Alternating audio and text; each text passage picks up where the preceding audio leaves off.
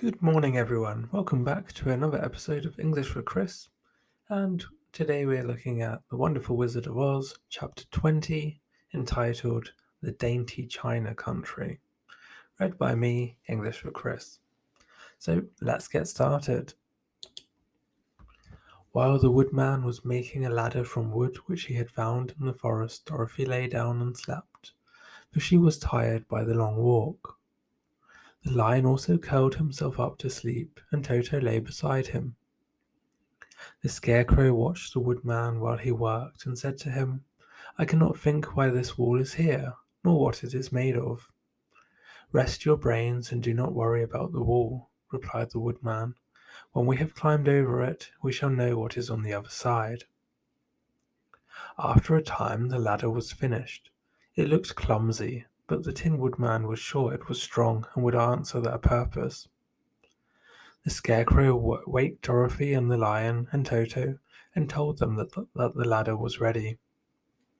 The Scarecrow climbed up the ladder first, but he was so awkward that Dorothy had to follow close behind him and keep him from falling off.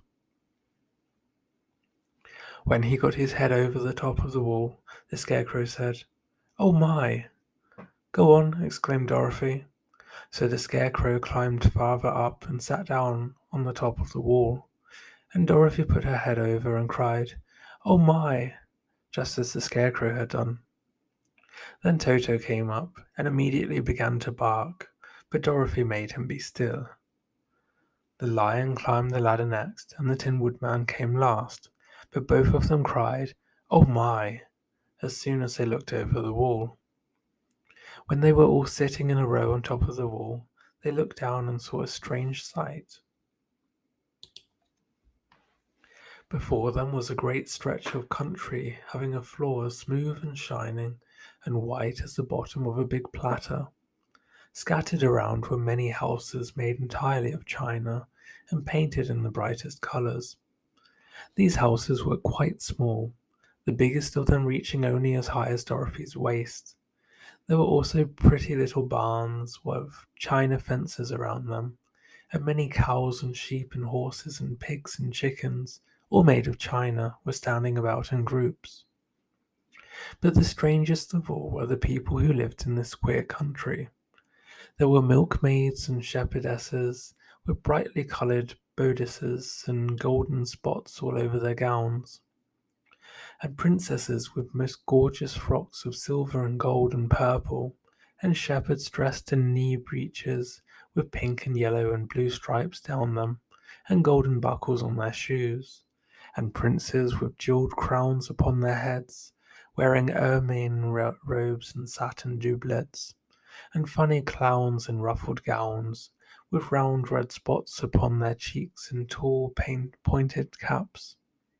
And strangest of all, these people were all made of china, even to their clothes, and were so small that the tallest of them was no higher than Dorothy's knee. No one did so much as look at the travellers at first, except one little purple china dog with an extra large head, which came to the wall and barked at them in a tiny voice, afterwards running away again. "How shall we get down?" asked Dorothy. They found the ladder so heavy they could not pull it up, so the Scarecrow fell off the wall and the others jumped down upon him so that the hard floor would not hurt their feet. Of course they took pains not to light on his head and get the pins in their feet. When all were safely down, they picked up the Scarecrow, whose body was quite flattened out, and patted his straw into shape again. "We must cross this strange place in order to get to the other side," said Dorothy, "for it would be unwise for us to go any other way except due south." They began walking through the country of the China people, and the first thing they came to was a China milkmaid milking a China cow. As they drew near, the cow suddenly gave a kick and kicked over the stool, the pail, and even the milkmaid herself, and all fell on the china ground with a great clatter. Dorothy was shocked to see that the cow had broken her leg off, and that the pail was lying in several small pieces, while the poor milkmaid had a nick in her left elbow. There, cried the milkmaid angrily. See what you have done. My cow has broken her leg, and I must take her to the mender's shop and have it glued on again. What do you mean by coming here and frightening my cow? I'm very sorry, returned Dorothy. Please forgive us. But the pretty milkmaid was much too vexed to make any answer. She picked up the leg sulkily and led her cow away, the poor animal limping on 3 legs. As she left them, the milkmaid cast many reproachful glances over her shoulder at the clumsy strangers, holding her nicked elbow close to her side. Dorothy was quite grieved at this mishap. We must be very careful here, said the kind-hearted woman, or we may hurt these pretty little people so they would never get over it. A little farther on, Dorothy met a most beautifully dressed young princess, who stopped short as she saw the strangers and started to run away. Dorothy wanted to see more of the princess, so she ran after her, but the China girl cried out, "Don't chase me! Don't chase me!" She had such a frightened little voice that Dorothy stopped and said, "Why not?" "Because," answered the princess, also stopping a safe distance away, "if I run, I may fall down and break myself." "But could you not be mended?" asked the girl. "Oh, yes, but one is never so pretty after being mended, you know," replied the princess. "I suppose not," said Dorothy. "Now there is Mr. Joker, one of our clowns," continued the China lady, "who is always trying to stand upon his head. He has broken himself so often that he is mended in 100 places, and doesn't look at all pretty. Here he comes now, so you can see for yourself." Indeed, a jolly little clown came walking toward them, and Dorothy could see that in spite of his pretty clothes of red and yellow and green, he was completely covered with cracks, running every which way and showing plainly that he had been mended in many places. The clown put his hands in his pockets, and after puffing out his cheeks and nodding his head at them saucily, he said, "My lady fair, why do you stare at poor old Mr. Joker?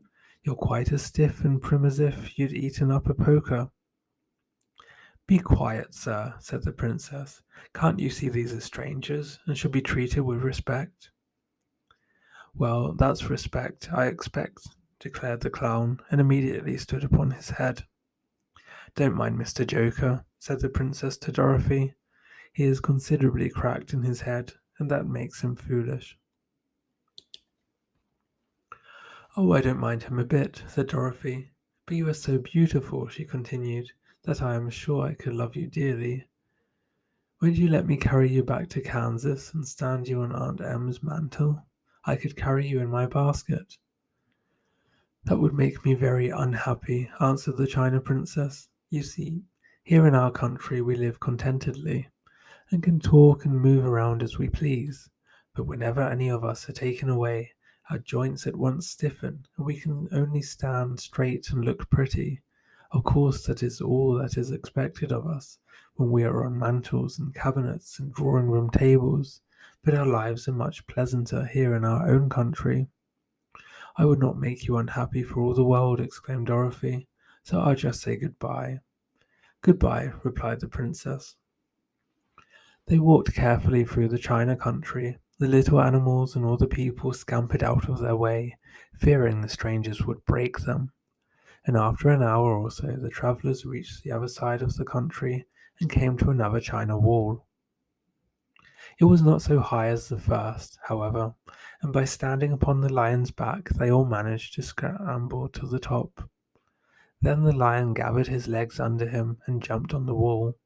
But just as he jumped, he upset a china church with his tail and smashed it all to pieces. "That was too bad," said Dorothy. "But really, I think we were lucky in not doing these little people more harm than breaking a cow's leg in a church. They're all so brittle." "They are indeed," said the Scarecrow, "and I am thankful I am made of straw and cannot be easily damaged. There are worse things in the world than being a scarecrow." Okay, so that was it for this chapter. Join me next Sunday, if you like, for chapter 21. If you did like, please don't forget to leave a like and maybe consider subscribing. It'd be great to see you all again. Take care and bye for now. Bye bye.